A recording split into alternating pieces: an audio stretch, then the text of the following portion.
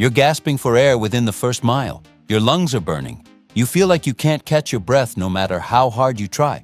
What if I told you that your breathing isn't the problem at all, and that focusing on breathing techniques is actually distracting you from the real issue that's making running feel impossible? You're about to discover why running out of breath is almost always a pacing problem, not a breathing problem, and the simple fix that will make running feel dramatically easier starting on your very next run. The final insight about how to find your perfect pace is going to change everything. And it's so simple, you'll wonder why nobody ever told you this before.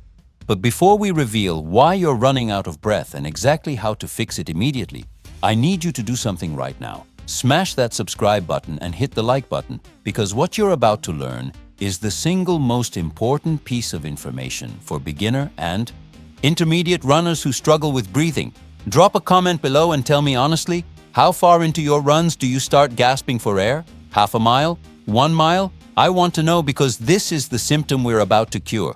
Welcome to a journey that's going to completely transform how you approach running and breathing by revealing the counterintuitive truth that will set you free. Prepare to discover why running out of breath means you're running too fast. Period. How to find the perfect pace where breathing feels natural and easy, and the specific strategies to build your aerobic base so you can eventually run faster without gasping. This isn't about fancy breathing patterns or techniques. This is about understanding the fundamental relationship between pace and oxygen demand and using that knowledge to run smarter. Over the next several minutes, you're going to learn the science of aerobic versus anaerobic running, the talk test that instantly tells you if your pace is right, and the training approach that will expand your aerobic capacity so running gets easier and faster over time. Before we dive deep, I need to know where you're watching from. Comment right now with your city or country. I absolutely love connecting with runners from all over the world right here. And if you haven't already subscribed, do it now and turn on notifications so you never miss content that could be the breakthrough you've been desperate for. Let's solve your breathing problem by fixing your pacing. Let's start with the fundamental truth that most struggling runners don't understand. If you're running out of breath, you're running too fast for your current fitness level. That's it. That's the problem. Your breathing is fine. Your lungs work perfectly. The issue is that you're asking your cardiovascular system to deliver more oxygen than it's currently capable of delivering at the pace you've chosen. When you run, your muscles need oxygen to produce energy aerobically. The faster you run, the more oxygen they need. Your cardiovascular system, your heart, lungs, and blood vessels, has to work harder and harder to deliver that oxygen.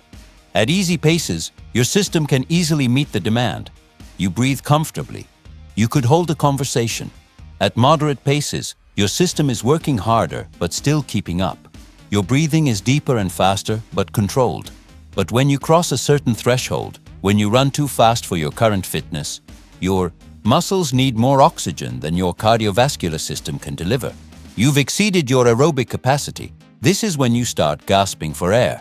At this point, your body shifts from aerobic energy production, which uses oxygen, to anaerobic energy production, which doesn't use oxygen but produces lactate as a byproduct. Lactate accumulation makes your muscles burn. Your breathing becomes rapid and desperate as your body tries to deliver more oxygen and clear carbon dioxide. You feel like you're suffocating. This is not sustainable. You can only maintain anaerobic running for a few minutes before you have to slow down or stop. Most beginner runners make the mistake of starting their runs at a pace that's too fast. They feel good for the first quarter mile, maybe half a mile, and then suddenly they hit a wall. Their breathing goes haywire. They're gasping. They have to stop and walk. They think something is wrong with their lungs or their breathing technique. Nothing is wrong. They just started too fast. The solution is breathtakingly simple. Slow down.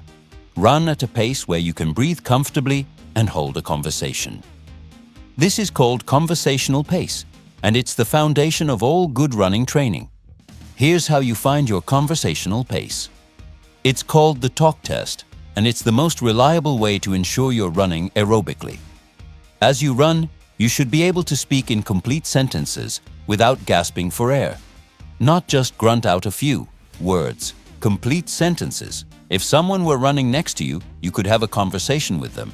You wouldn't want to give a speech, but you could talk. If you can't do this, you're running too fast. Slow down until you can talk comfortably. That's your aerobic pace. That's the pace where your cardiovascular system can meet your muscles' oxygen demands. That's the pace where you can run for miles and miles without running out of breath. For many beginner runners, conversational pace feels shockingly slow at first. It might feel like you're barely moving. Your ego might resist because you think running should be hard and fast. Ignore your ego. Run at conversational pace. This is where the magic happens. This is where you build your aerobic base. This is where your cardiovascular system adapts and gets stronger. Think about this for a second. When you run, are you able to hold a conversation? Or are you gasping and unable to speak? Comment below right now and describe your breathing during runs. This self-assessment is critical because it tells us if you're pacing correctly or running too fast. Now let's talk about why conversational pace is so important and what it does for your body. When you run at conversational pace, you're training aerobically. Your muscles are using oxygen to produce energy efficiently. Your heart rate is elevated but not maximal, typically 60 to 75% of your maximum heart rate. At this intensity, your body makes incredible adaptations over time. Your heart gets stronger. Specifically, your left ventricle, the chamber that pumps oxygenated blood to your body, enlarges and becomes more efficient. This is called increasing stroke volume. Your heart can pump more blood per beat, which means it doesn't have to beat as fast to deliver the same amount of oxygen. Your capillary density increases. More tiny blood vessels branch out into your muscles to deliver oxygen. Your mitochondria multiply. These are the energy-producing structures in your cells. And more mitochondria means more capacity to use oxygen and produce energy. Your body gets better at burning fat as fuel, sparing your limited glycogen stores. All of these adaptations increase your aerobic capacity. Your ceiling gets higher. And here's the beautiful part. As your aerobic capacity increases, your conversational pace gets faster. What used to require all-out effort now feels easy. You can run faster while still breathing comfortably. This is how you improve as a runner. Not by constantly pushing yourself to the point of gasping, but by running at conversational pace consistently, allowing your body to adapt and watching your comfortable pace gradually get faster over weeks and months. Elite runners spend 80% or more of their training at easy conversational pace. They're not gasping for air most of the time. They're running comfortably, building that massive aerobic base that allows them to run fast when it matters. You should do the same. The vast majority of your running should be at a pace where you can breathe easily and talk, maybe 80% of your weekly mileage. The other 20% can be harder efforts, tempo runs or intervals where your breathing is more labored. But the foundation is easy, aerobic running. If you flip this ratio and run hard all the time, you'll always be gasping for air, you'll never build your aerobic base, and you'll plateau quickly or get injured. Let me give you a concrete example of what this looks like in practice. Let's say you're a beginner runner and you want to run 3 miles. You head out and start running at what feels like a normal running pace to you, maybe 9 minutes per mile. Within half a mile, you're breathing hard. Within a mile, you're gasping. You have to stop and walk. You're frustrated. You think you're out of shape or your lungs are weak. Here's what you should do instead. Start your run at a much slower pace, maybe 11 or even 12 minutes per mile. Yes, that's slow. As you run, talk to yourself out loud. Can you speak in complete sentences? Yes? Good. Keep running at that pace. If you start gasping, slow down even more. Maybe you end up running 13-minute miles. That's fine. That's your current conversational pace. Run the entire 3 miles at this pace without stopping.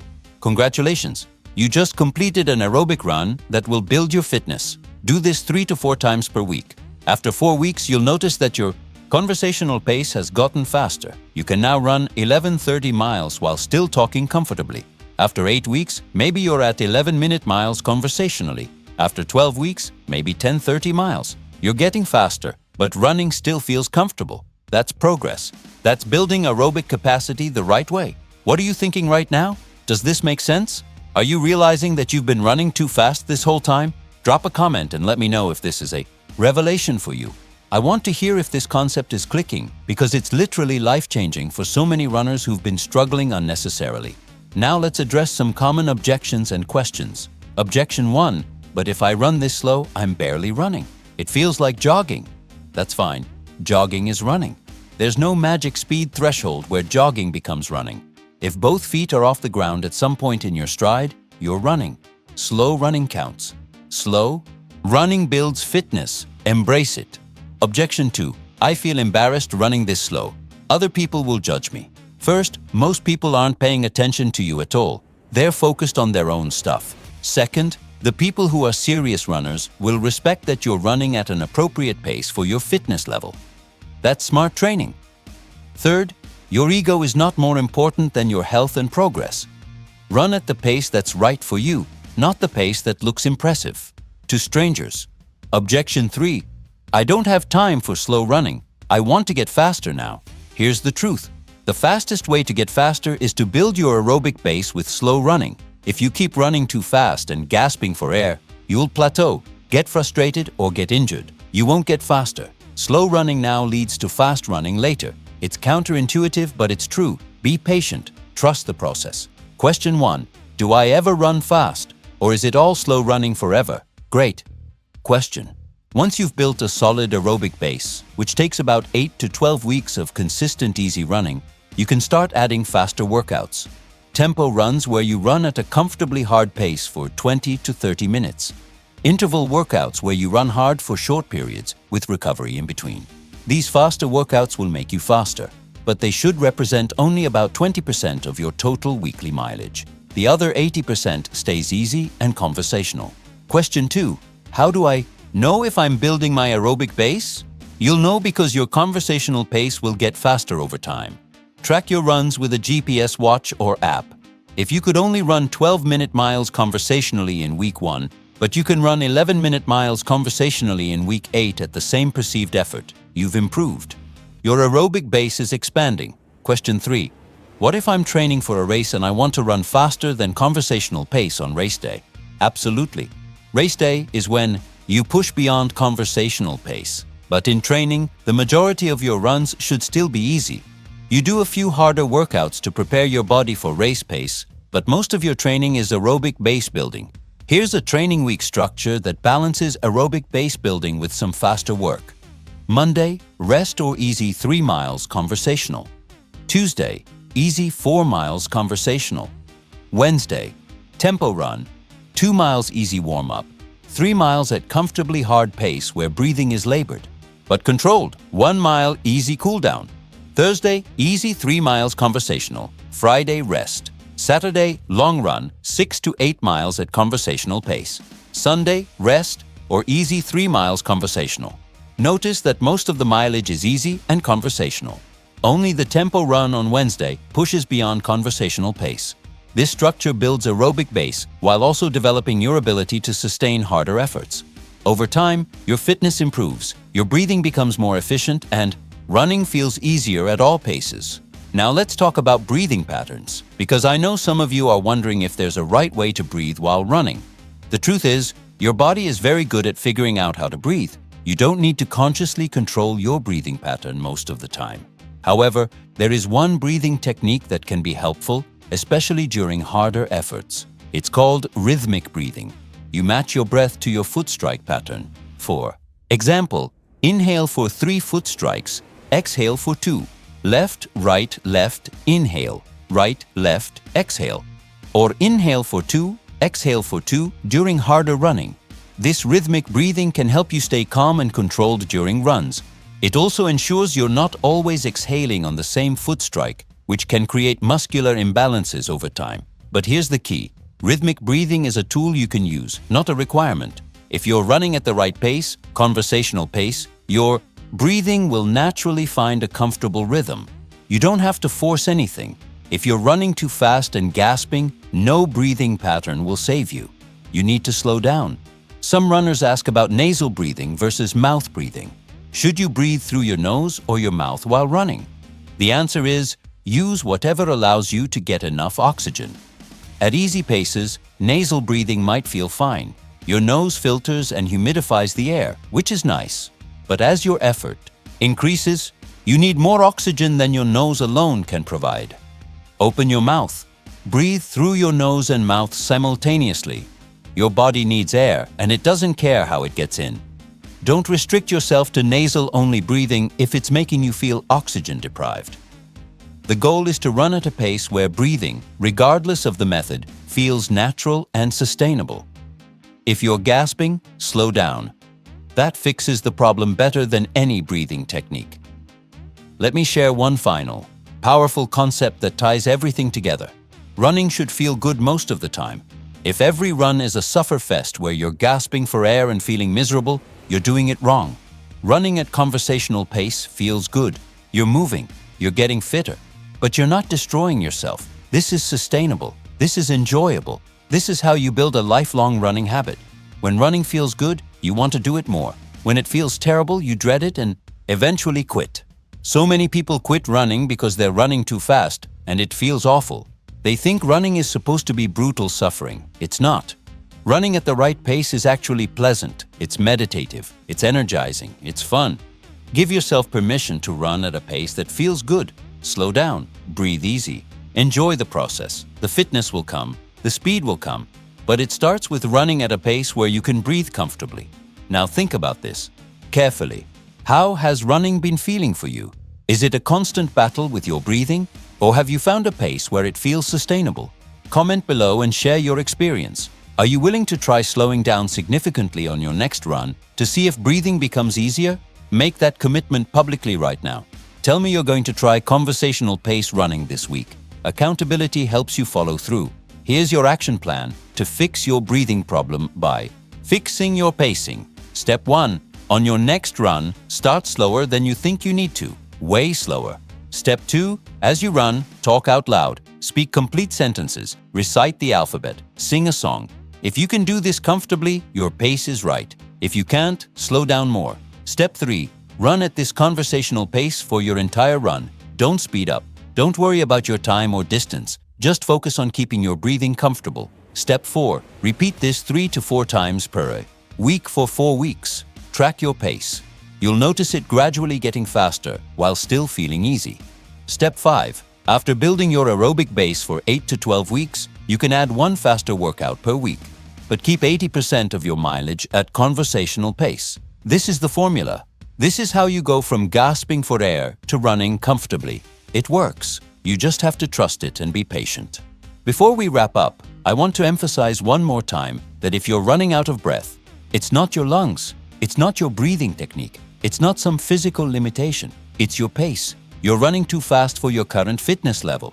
The fix is simple. Slow down. Run at a pace where you can talk comfortably. Build your aerobic base. Be patient. Your pace will naturally get faster over time while still feeling easy. This is how runners improve. This is how you go from struggling to thriving. Don't complicate it. Don't look for shortcuts or hacks. Just slow down, run aerobically, and trust that consistency over time will transform your running. Here's what I need from you before you go. First, leave a comment telling me what your biggest takeaway from this video was. Is it the talk test? The concept of conversational pace? The idea that slow running makes you faster? I genuinely want to know what landed for you. Second, if this video has solved a problem you've been struggling with and given you a clear path forward, smash that like button so more runners who are gasping for air can discover this game-changing information. Third, subscribe to this channel and turn on notifications because I'm constantly creating content that will make you a smarter, healthier, happier runner. And finally, I've got another video ready for you that breaks down exactly how to build your weekly training schedule for maximum aerobic development and performance gains. Click the video on your screen right now and continue your education. You now know the truth. Breathing problems are almost always pacing problems. Slow down, run aerobically, build your base. The speed will come. The easy breathing is waiting for you just on the other side of slowing down. Now get out there and run at a pace where you can actually breathe. I'll see you on the roads.